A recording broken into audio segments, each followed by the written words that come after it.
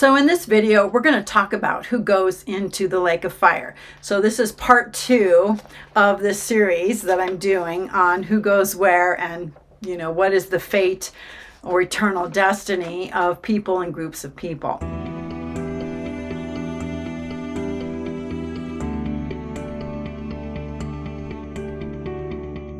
Now, I know that there are people out there, especially people who are Reformed or who follow, John Calvin, who believe that unless you're chosen as a believer to go to heaven, you're actually chosen to go to hell. So that there are people who are the elect of God, who will go to heaven, and then God has also chosen people to go to hell. And there are individuals that have been selected who will go to hell, that is, who will go to the lake of fire. And by the way, in the New Testament, when you see the word hell, it doesn't always mean this. In fact, mostly it doesn't.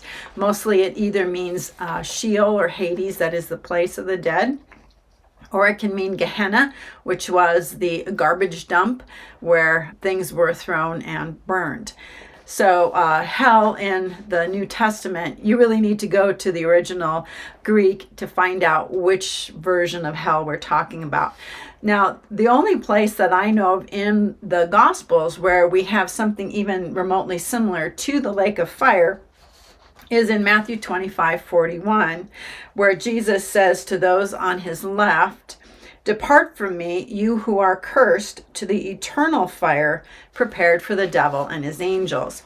So the lake of fire was originally prepared for the devil and his angels. Who goes to the lake of fire? Well, the devil and his angels.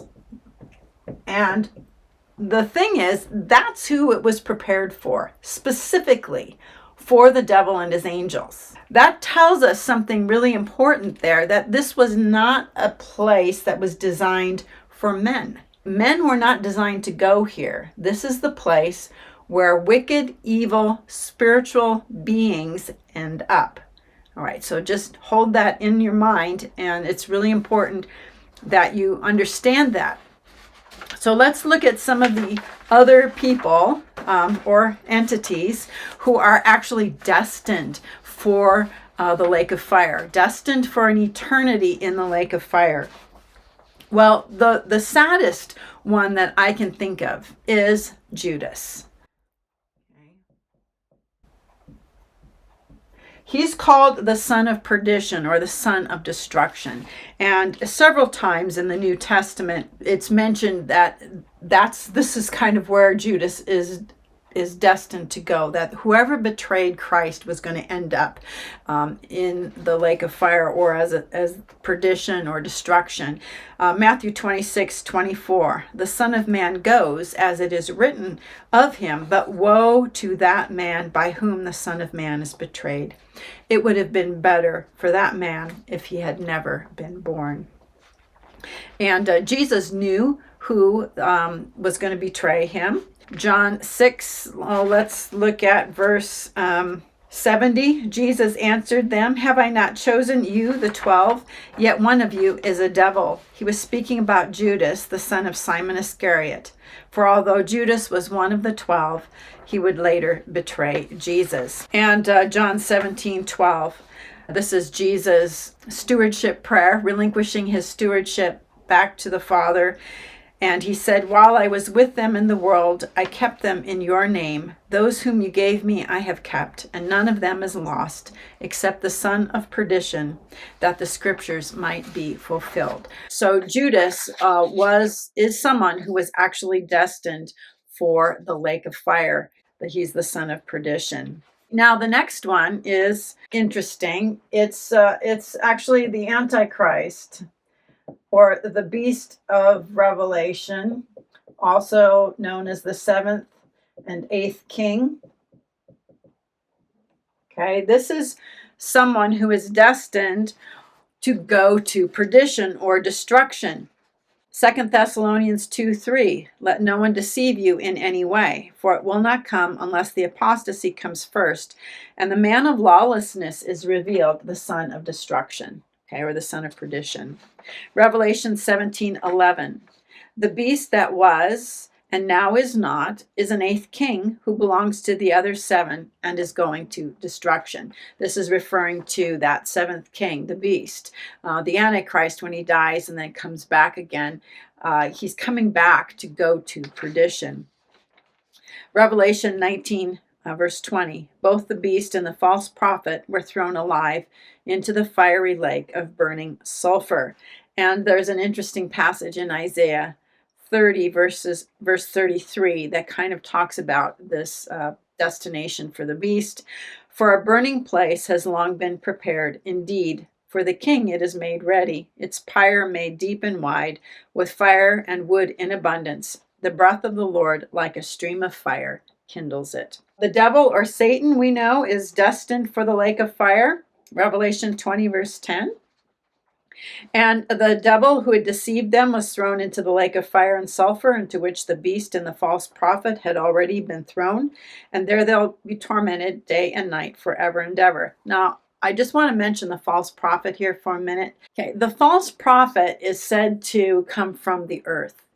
So to me, that makes the false prophet an earth dweller. He's not a real human. The false prophet and anyone who is an earth dweller is also going to be thrown into the lake of fire. This is before Jesus begins his official millennial reign. We know that the fallen angels, especially the watchers from the pit, are going to go into the lake of fire. This is Jude 6 and 7. And this is talking specifically about the sons of God who took on human bodies, left their proper dwelling place in order to mate with human women. And the angels who did not stay within their own domain, but abandoned their proper dwelling, these he has kept in eternal chains under darkness, bound for judgment on that great day. In like manner, Sodom and Gomorrah and the cities around them, who indulged in sexual immorality and pursued strange flesh, that is, angels, are on display as an example of those who sustain the punishment of eternal fire. I'm going to put the watchers, or the sons of God, as part of that group going into the lake of fire. The next group who are like destined for the lake of fire, and this is one that's actually preventable. You don't have to go to the lake of fire, but anyone who takes the mark of the beast. You take the mark of the beast, or you worship the beast or its image, you go into the lake of fire. This one here is totally preventable. Nobody has to do this. But if they do, they're going to end up in the lake of fire. And when the three angels come out on the same day as the abomination of desolation, the same day that the two witnesses ascend into heaven, the same day that the woman flees into the wilderness, these three angels are going to come out. They're going to say that people are to worship God who created everything, the Most High God, that they're to understand that Babylon has fallen. Harlot has been being destroyed. This is the first destruction of the harlot, and the final destruction will be when Christ returns. And they're told, do not take the mark of the beast or worship the beast or the image of the beast. If you do, he will drink the wine of God's anger, poured undiluted into the cup of his wrath, and he'll be tormented in fire and sulfur in the presence of the holy angels and the Lamb, and the smoke of their torment rises up forever and ever, day and night.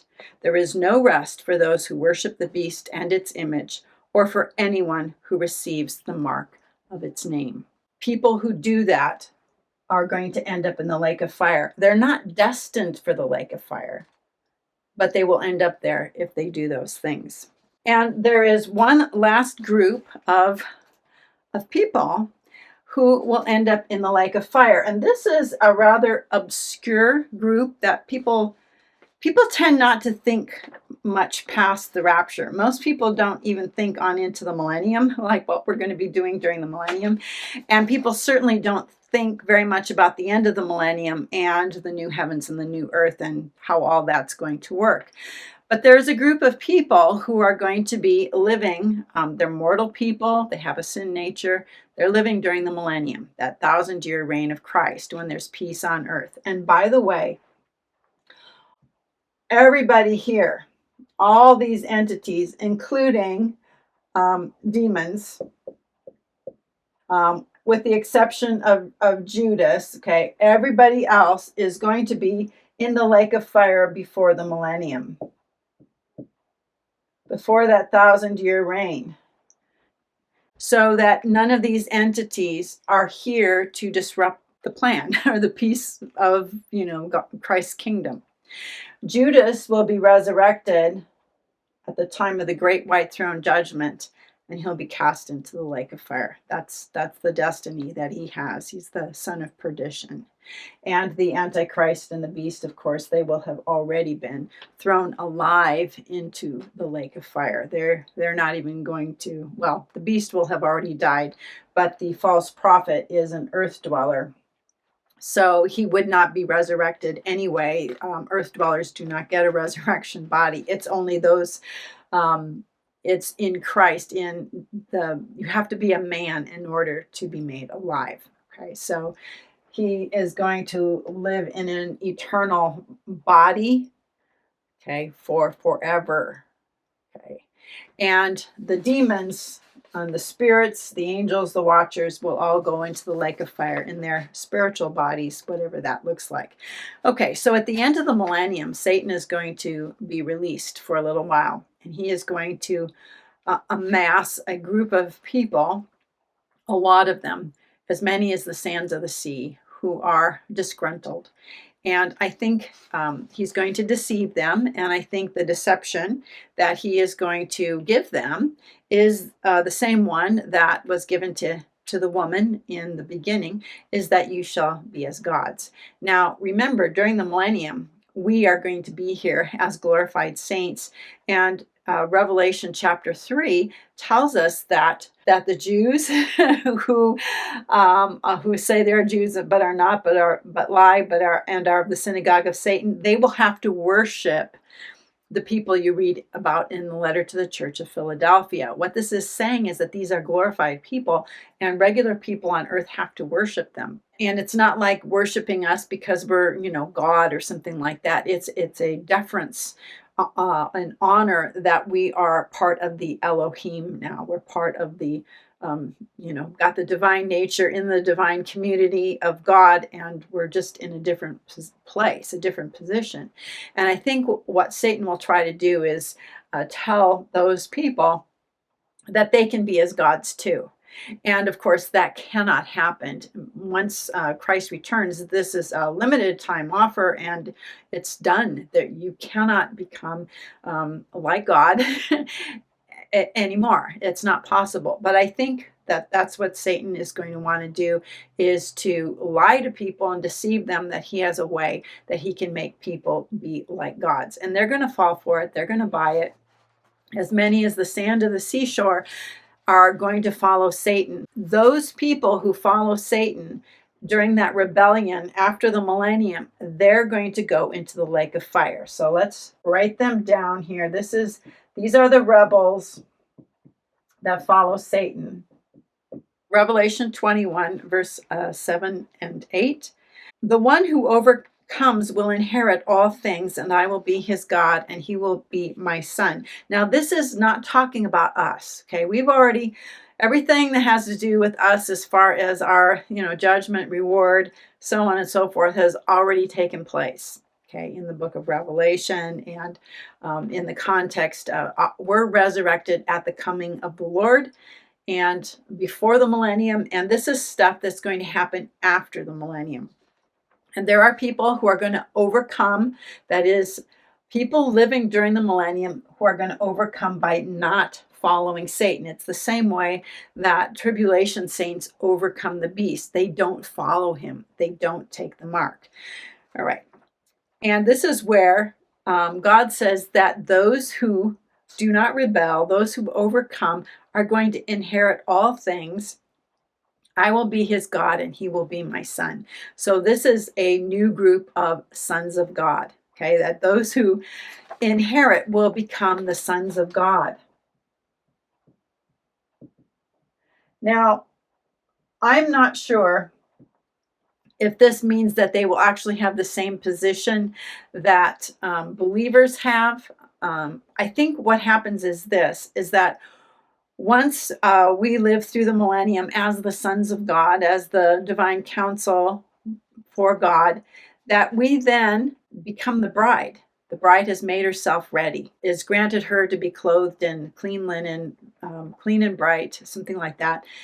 For the linen is the righteous deeds of the saints. Okay, so we're actually doing righteous deeds because we don't have a sin nature during the millennium. Okay, that's gone. We can do righteous deeds. We're going to be rewarded for that. And then we become the bride of Christ. So our identity is a little different after the millennium. We're now actually the bride of Christ, the wife of the Lamb. So God is going to get a new group of sons, okay? And I think that will be like the new divine council that comes out of the millennium. Verse 8, but to the cowardly, the unbelieving, the abominable, and murderers, and sexually immoral, and sorcerers, and idolaters, and all liars, their place will be in the lake that burns with fire and sulfur. This is the second death. So the rebels that follow Satan will go to the lake of fire. And the others, the ones who overcome, get to inherit all things. Okay, I'm not sure what the all things are, but I think they have the thing that they're things that pertain to the sons of God. This is all in Revelation 21, verses 7 and 8. Who is destined to go to the lake of fire? Who is destined for that? Well, it's prepared for the devil and his angels. That includes any of the fallen angels, any of the fallen watcher angels, any demons, any kind of spirit being that has rebelled against God. As far as people go, it includes Judas. Judas is the son of perdition. It would have been better for him if he'd never been born. The Antichrist, who is a man, okay, he's a man. He is going to die and come back. And when he comes back, the spirit of Apollyon, the beast who ascends from the bottomless pit, is going to indwell the seventh king. He's going to be the eighth king now, and he's going to be basically a hybrid human. And remember, you have to be a human in order to have rule the earth, to have dominion. Dominion was given to people who can trace a lineage basically back to Adam. And the beast, who is going to be a real person, will be able to do that. He will have given himself over to be indwelt by Apollyon. Then we have the false prophet and any other earth dweller, anybody who is a hybrid. Okay, they're destined for the lake of fire. Any person, a real person, takes the mark of the beast or worships the beast or its image. And then after the millennium, when Satan is released and he gathers a group of rebels, malcontents, discontented people who have never known war, never known want, never been hungry, never had to live with disease and plagues and so on. These people will follow after Satan, and I think he's going to promise them immortality and divine status. Once those rebels are destroyed, they will be thrown into the lake of fire. And the ones who overcome by not following Satan, they will become the new sons of God and inherit all things. And I think that means they'll be the new divine council. So these are the beings who are destined for hell, okay? And other than that, we do not know any other person whose destiny will end up in that place. Okay, these are clearly defined entities who will end up here. There are people who will end up in the lake of fire who maybe don't fall into any of these categories here, but they're for reasons that God knows about, and and in his righteousness he will judge that way, and that's where they will end up. But Jesus died for people to be saved. He alone really knows what the lake of fire is all about and what an eternity apart from, an eternity of suffering entails. And he died so that nobody would have to go there. Now, as far as salvation goes, Jesus died to save everybody. The blood of Christ was efficacious for the sins of the whole world. Those people who are born again of the Spirit of God have assurance that we will be with the Lord, that we will never go to the lake of fire. Only people who trust in Jesus have that assurance. Anybody else who dies, even though they're a good person, does not have the assurance that they're going to end up living on the new earth. And they won't live in the New Jerusalem. They'll be able to visit, but they won't be able to live there. And it's possible for people to get their names blotted out of the book of life, which would mean that they do not have access to the new earth once the final great white throne judgment takes place. I hope this has been interesting for you. I hope you've learned something. I hope you'll subscribe, share the video, click that like button. I hope you'll also click the bell so that you can receive notifications when I put a video out, especially if I'm going to be spur of the moment putting out a live stream video. You'll want to be contacted about that. So till the next video, I pray you have a very, very blessed day.